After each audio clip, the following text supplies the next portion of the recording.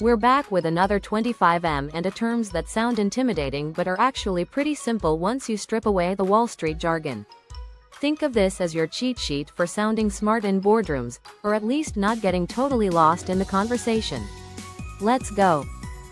51. Back-end load, in M&A financing. This is when most of the fees or interest kick in later in the deal. Like signing up for a gym membership with a first month free promo, then they hit you with the real bill. Private equity loves this trick. 52. Carve-out transaction. When a big company sells off a division, like eBay spinning off PayPal. It's the corporate version of, I love you, but we need some space. 53. Debt pushdown. After a buyout, the new owners load debt onto the acquired company. Imagine buying a house, then making your kids pay the mortgage. Brutal, but legal. 54. Evergreen clause. A contract that automatically renews unless someone says no. Like your Netflix subscription, but with billion-dollar supply agreements. 55. Fiduciary out. A legal escape hatch, letting a board ditch a deal if something better comes along. The M&A version of, it's not you, it's me, and this richer suitor. 56. Greenmail. When a hostile investor threatens a takeover just to get bought out at a premium. Basically corporate blackmail, but with nicer stationery. 57. Haircut, in valuation. A forced discount on assets. Like when the bank says your 1M property is only worth 800K as collateral. Ouch. 58. Indication of interest, IOI, on non-binding, maybe we want to buy you, letter. Like sliding into a company's DMs. Hey, you're cute, let's talk? 59. J-curve effect. The dip in performance right after a deal before, hopefully, rebounding. Like feeling worse before you feel better after a breakup, or a flu shot. 60. Key man clause. A contract term triggered if a critical person leaves. Imagine if Apple had a, if Tim Cook quits, we get $10 billion back, rule. 61. Leveraged recap. Borrowing money to pay shareholders instead of reinvesting. Like taking out a second mortgage to throw a yacht party. 62. Materiality scrape.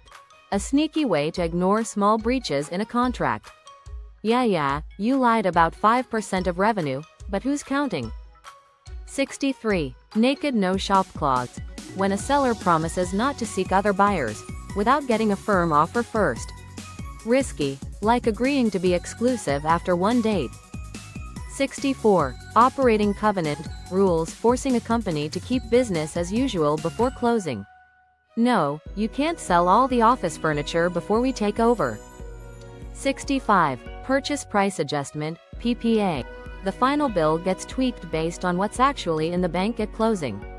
Like Venmo requesting your roommate extra cash after realizing the pizza was more expensive. 66. Qualifying transaction. When a shell company finally buys a real business. Like a reverse mortgage for corporations, congrats, you exist now. 67. Reverse breakup fee, paid by the buyer if they bail. Like paying your date's therapy bill after ghosting them. 68. Stapled financing. When the seller's bank prepackages loans for buyers. The M&A version of, here's the keys and the car loan, just sign. 69. Tail period. In reps and warranties, how long after closing you can sue for breaches. Usually 12-24 months, the corporate statute of limitations. 70. Underwater option. When a stock option's strike price is higher than the current share price. Like having a coupon for a 100 pizza, that now costs 100 pizza, that now costs 80. 71. Vendor note. When the seller finances part of the sale themselves. Like your parents loaning you money for your first car with interest because they're not suckers. 72. Working capital peg. A pre-agreed target for cash, net assets at closing. Miss it and money changes hands. We said 5M in the bank, you only have 5M in the bank, you only have 4M? That'll be $1 million, please. 73. Ex-dividend date. The cutoff to own stock if you want the next dividend. Like RSVPing for a wedding, show up late, no cake for you. 74. Yield protection. clauses ensuring lenders get paid even if rates drop. The financial version of, I get my allowance even if dad loses his job. 75. Zombie company. A business that's alive-ish, covering interest but not growing. Like that mall store surviving on nostalgia and a single loyal customer.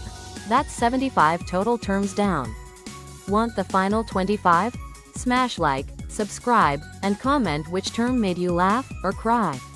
Until next time, keep dealin'.